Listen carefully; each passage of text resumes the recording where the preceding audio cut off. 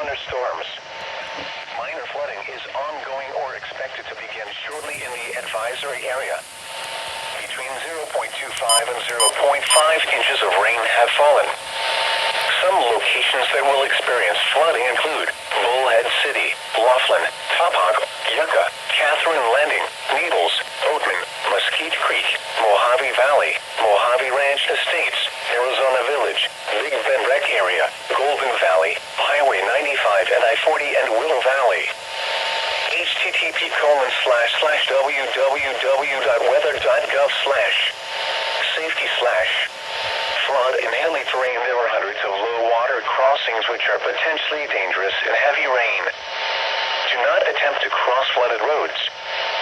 Find an alternate route.